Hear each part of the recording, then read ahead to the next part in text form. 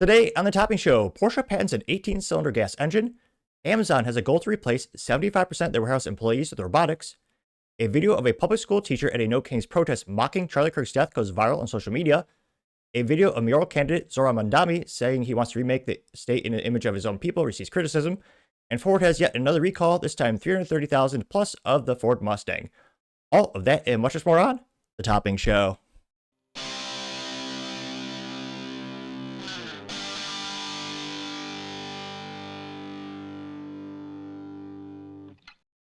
Thank you everyone for taking the time to tune in today. Today's episode of the Topping Show is proudly sponsored by Topping Technologies.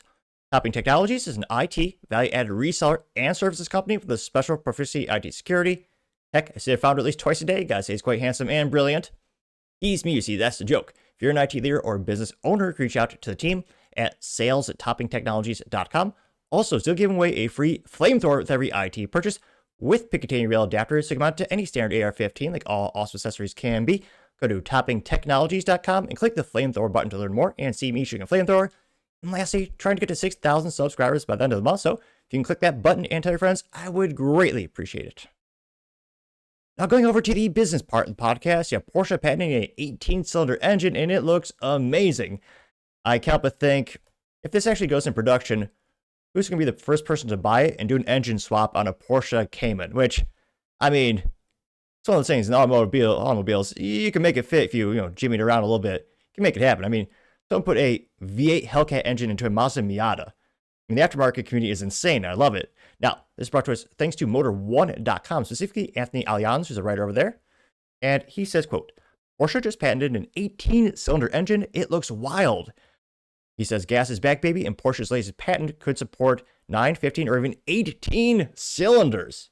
There's a little graphic rendering right there, which, yeah, I was going to say, you think the maintenance bills were bad before. Dear God, what is this going to be like to maintain? Now, granted, I can't, but I'm probably the only person who ever aspires to own a Porsche, actually also thinks of maintenance maybe, but nevertheless, this could be pretty insane in a good way. Now, he says, quote, a new patent from Porsche shows its engineers aren't afraid to push the boundaries of automotive technology.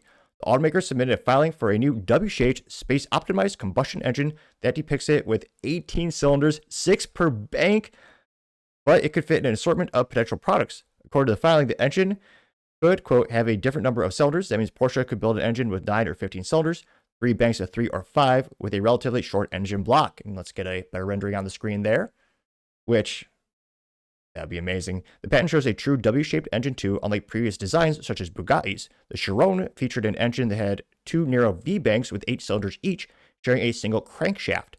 Porsche's design features a straight engine angled to share a common crank. The layout allows Porsche to route the exhaust between and underneath the cylinders, putting the intakes on top of the individual cylinders to keep the air intake as cool as possible.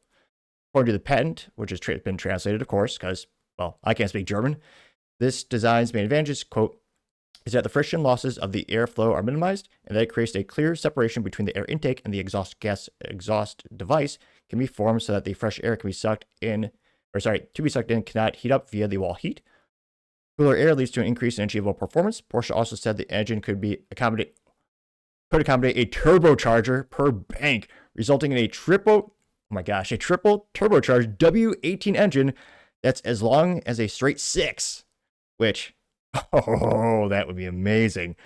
While the patent is exciting to think about, Porsche might have zero plans to ever produce such an engine. Automakers file plenty of patents that are designed to protect intellectual property, not preview of future products, which, yeah, that's very true, and sometimes it literally is just to block the competition from creating the products, which I'd say is most relevant in the technology industry, but also, of course, in the automotive as well. He said Porsche doesn't provide any concrete details about the engine in the patent. We don't know its displacement or output, but anything up to 18 cylinders and 3 turbochargers must pack a punch, which absolutely. He says combustion engines are far from dead, despite automakers, including Porsche, making a huge bet on EVs, which, yeah, they're bleeding money. Everyone except Tesla is basically bleeding money on EVs. He says Porsche's upcoming ultra-luxury SUV will now launch as a hybrid model instead of a pure EV, and it is confirmed the new gas 718s are coming. Thank God. And a new W16 is possible, we hope, which, depends on the market. Again, Europe is still pretty much, very much tight down in terms of regulatory from emissions perspective. That's why, hybrid EV sales are booming there because, well, other things are being banned. For the US, though, it's being more lax lately. I mean, Obviously, I can't even fathom the cost to manufacture this and then, what they're going to mark it up for. But imagine all those cylinders. I mean, 18? Now, you know me, I'm crazy. I would want it to have a stick shift. Someone would argue that's probably inconceivable with, so much power. So again, I'm sure that would make me smile ear to ear. I mean, W18 with a stick shift, which would be insanity. I mean, what would you even put this in? Maybe something to take place the Porsche Carrera GT, which, yeah, they had their Spider hybrid supercar. But, you know me, I'm pretty much a gearhead enthusiast in terms of I want 3 pedals on all my supercars. Granted, I mean, there's my being a prospective client, my own car is a Honda Civic Si, so definitely, probably, maybe that's why they're not listening to me. But again, it's really cool to see a Porsche patent this, and it's not out of the realm of possibility. Again, especially for the U.S. market. Again, it's shown a lot of people, especially high-end supercars, love gas engines. So again, I know the odds are small, but I can't but think maybe there's odds. And as a wise pilot once said, never tell me the odds, though. But let me know your thoughts, because as always, be fascinated to hear what you have to say. Other interesting business news, you have Amazon to want to displace and replace 75% of the warehouse employees by 2033, and even a few more before then. So they are underway. Now, this brought to us thanks to Jess, who's a writer at TheVerge.com, and she says, quote, Amazon hopes to replace 600,000 U.S. workers with robotics, according to leaked documents. Job losses could shave 70 cents off each item purchased by 2027. So again, sounds like they're going to get their initiative is going to start, but they won't do a full rollout immediately. Which, again, it's an instance where, to you and me, well, I'm pretty cheap, so 30 cents I think is a lot of money, because, shoot, it's at least one gumball in my Blockbuster gumball machine. But in all seriousness, for average consumer, 30 cents is negligible to say the least. They would never notice it lost from their budget. However, when you're Amazon, and you literally have, millions upon millions upon millions upon millions upon millions of packages shipped I was about to say every month probably, that cost adds up exponentially in the aggregate.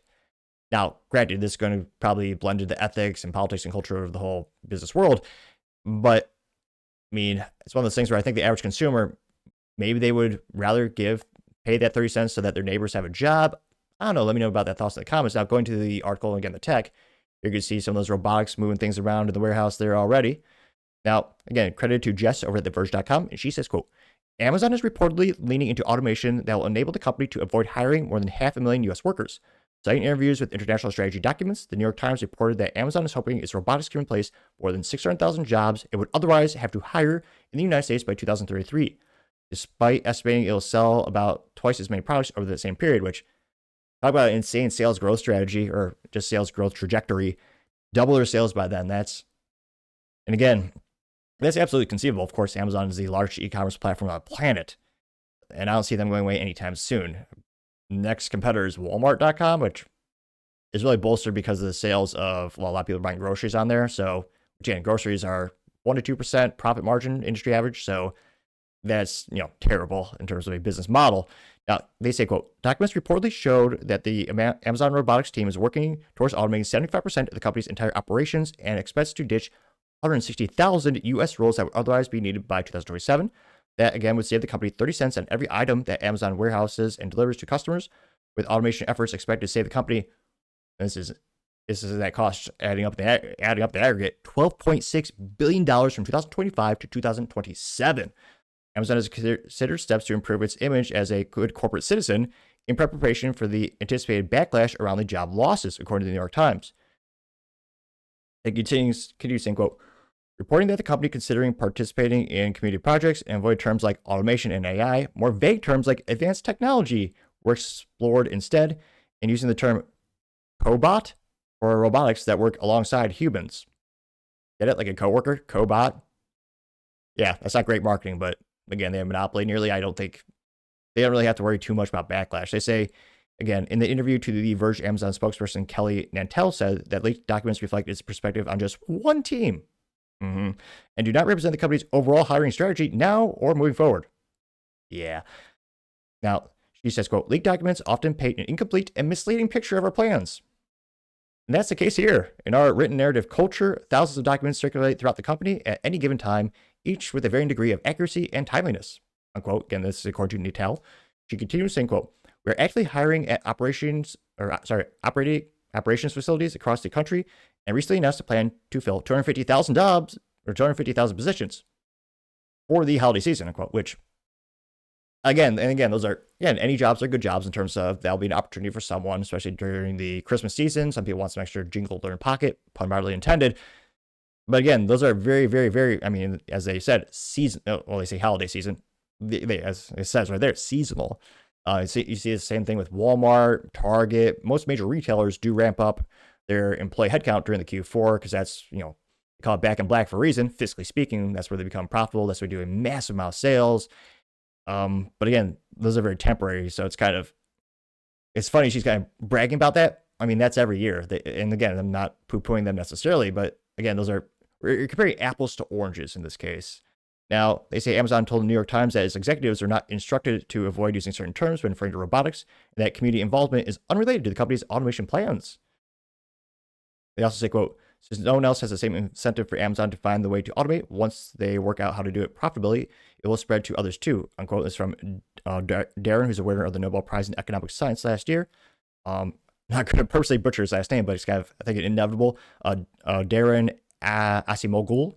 I think it's how you pronounce his name. He continues saying, quote, adding if Amazon achieves its automation goal, one of the biggest employers in the United States will become a net job destroyer, not a net job creator, unquote. Now, again, when it comes to robotics, employment, automation, another question will be, I now do wonder, is this technology so revolutionary that it will destroy jobs or will actually make new different jobs? Because again, these robots will be manufactured by a business. You'll have not just the maintenance of the robots in terms of, lubrication, but also have to deal with the charging of them, also deal with the software. All those are jobs. Now, software, a lot of those tech jobs have been outsourced to India, kind of like tech support. Although if you want great onshore tech support in the great state, or some might argue the great country of Texas, higher topping technologies. But when it comes to these things like these robotics, they'll also be maintained. You'll have workers on site to actually take care of the robotics. And in terms of spreading like a ripple effect, I think this economic professor is obviously correct. Once Amazon finds a way to make this profitable, everyone else will do it. Now, many other industries, including the automobile industry, they're doing experiments right now. Most robotics are tethered. One of the biggest issues, the bottleneck in terms of the adoption of these robotics is, how do you have a dense enough energy unit to power these things? When I say tethered, it's a glorified extension cord plugged into it. Now, they're getting better, as you see on the screen here. There's some robots that have some batteries built into them, as we've had huge breakthroughs with lithium-ion technologies about the past couple years especially. But it'll be interesting to see. He said, said, oh yeah, there might be a backlash or protest. Or not the article. I don't think there really will be in terms of one that would have such a detrimental effect on the business of Amazon. And I say that because there's really no major alternative to Amazon. If you want to buy a product online, unless it's a boutique item that Amazon doesn't want to sell, like such as ammunition or firearms, Amazon has accessories for that category. They have changed that. 10 years ago, they didn't have accessories. Now they do, like, magazines, grips, and such like that. But pretty much every instance or industry in which Amazon.com wants to compete from a product perspective, they basically won. So in terms of alternatives, you could go to Walmart.com, but their platform, while they've made a lot of improvements, doesn't have the vast volume of sellers and options on it in terms of when you're buying a product. So it's a fraction of a fraction in terms of the variety. And I just think the average American, I don't know if they would actually go out and protest and just stop purchasing on Amazon altogether. That's something for them to consider. But I think the odds of that are relatively low. And it'll be interesting to see, again, can they get this to be done profitable? And then what could the public backlash be? But as always, let me know your thoughts because I'd be fascinated to hear what you have to say. Now, going over to the cultural part of the podcast, you have a public school teacher mocking the death of Charlie Kirk at a No Kings rally going viral all week. Now, this broadcaster thinks you add wokeness, and a little disclaimer, there's some bombastic language in this clip, so don't have your kids listening or earmuffs, as they say. Now, again, credit to end wokeness. He says, quote, No Kings protester with a Mexican flag gives a bullet to the neck gesture to a Charlie Kirk fan. And, oh dear God, she's exactly, how would you expect? She's very much overweight. Of course, she has the nerdy glasses, which boggles my mind. There are 10,000 plus different glass frame designs out there. Yeah, leftists always choose like the same three. Granted, all these, those 10,000 glasses are made by like 3 companies, but still.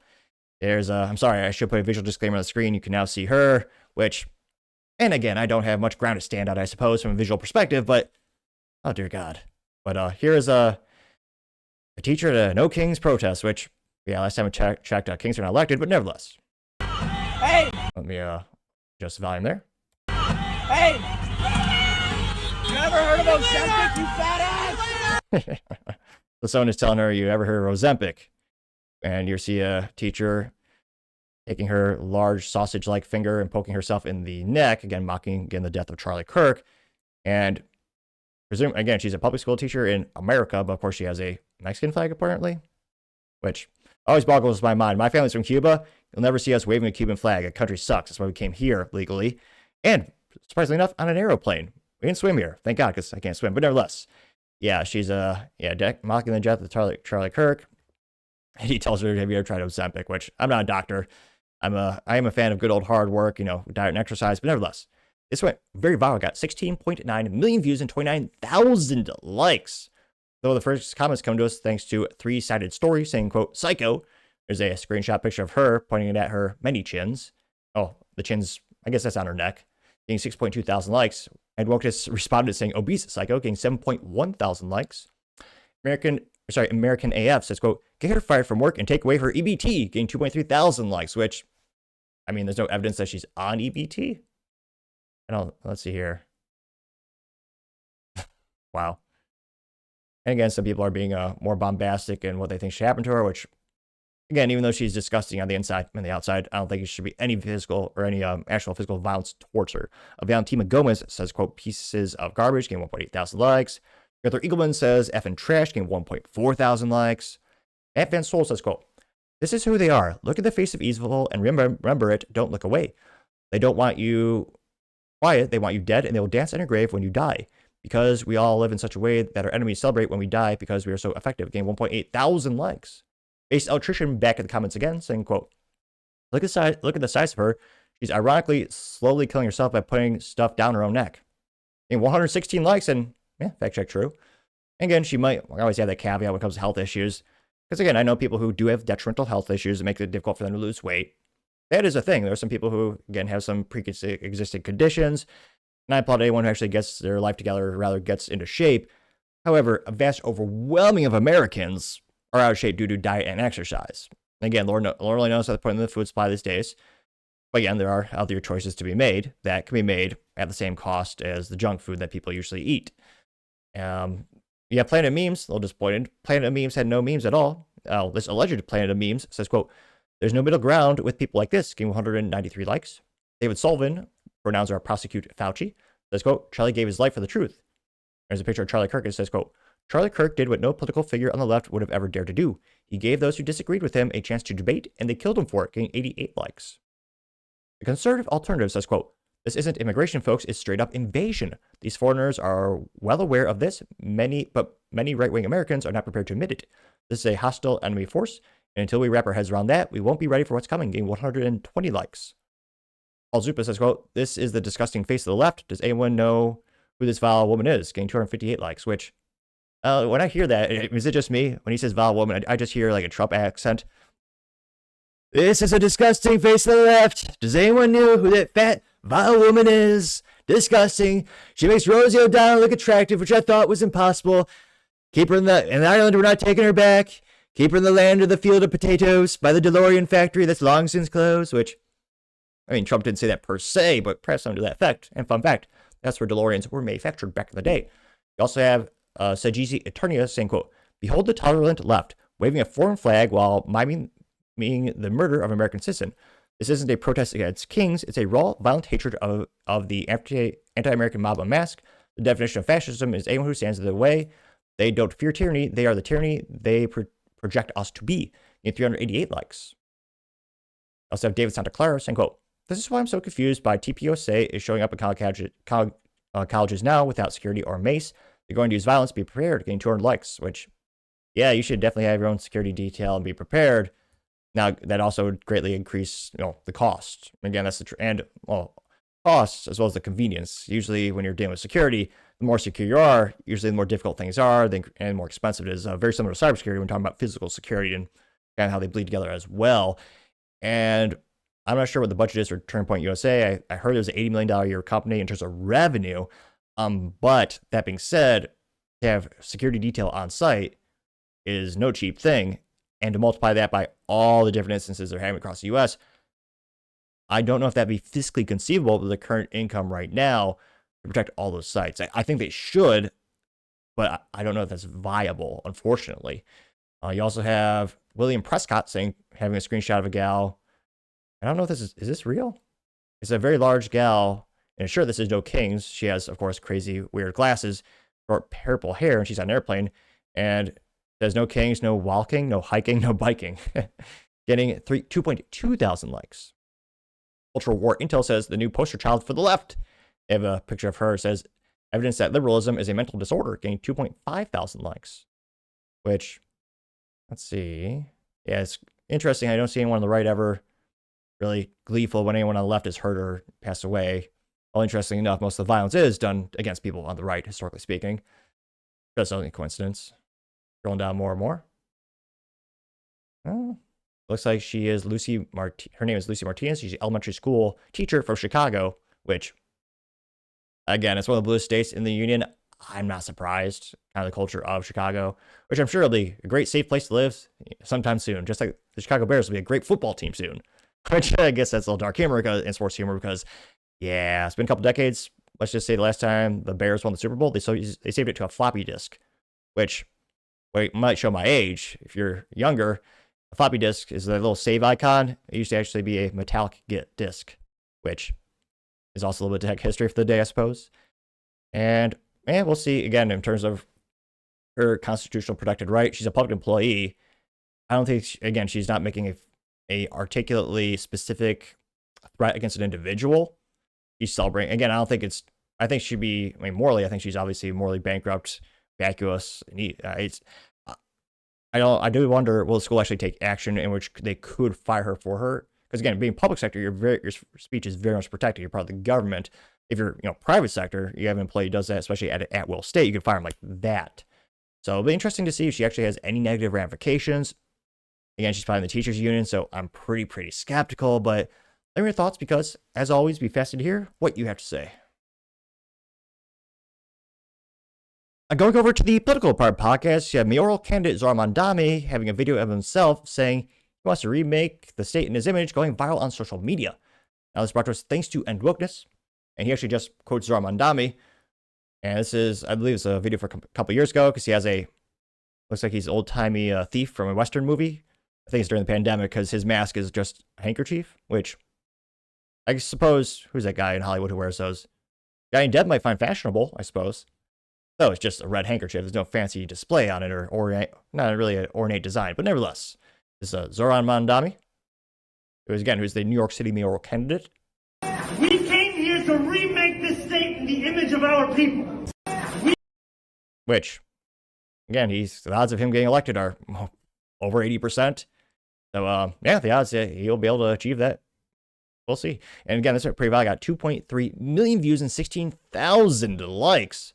Which, from cover years here, children listening, maybe his policies are not child friendly, or I would argue culturally friendly.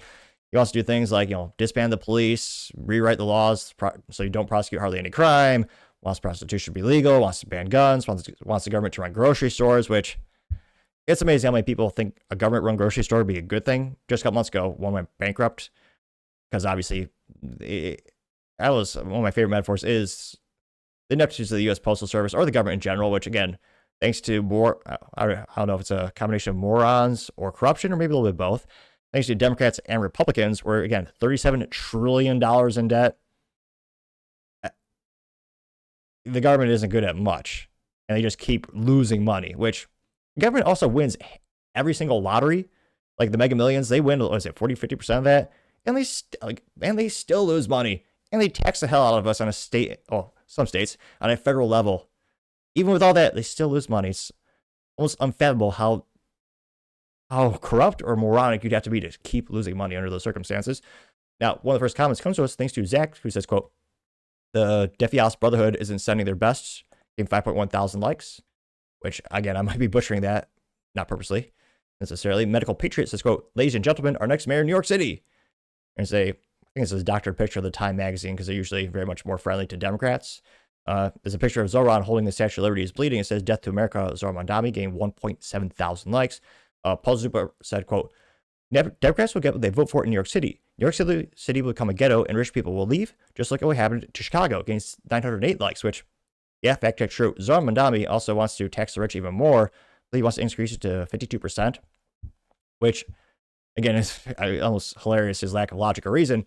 He claimed that, oh yeah, rich people like this. We just have to show them how better things like free public transport will make everything, which, no, you'll just have a max exodus from New York City as businesses and individuals leave in droves. Now, I think a lot of people who are, again, this is obviously political part of the show, a lot of people that are against Democrat policies, business, fiscal, whatever, or all encompassing, many of them, I believe, did leave during the pandemic lockdowns. A lot of them relocated to Florida, places with more freedom, Florida, Tennessee, Texas. Also great places with no income tax, which is nice. Again, he has so many radical policies. But at the same time, they're importing a lot of people to New York City. And those people are very much fans of his. He says he wants to give away a lot of free stuff, which I would argue is bribery. I don't think Democrats or Republicans should be able to get elected that way. But again, I guess that's unfortunately become how the game is played, especially on the political left.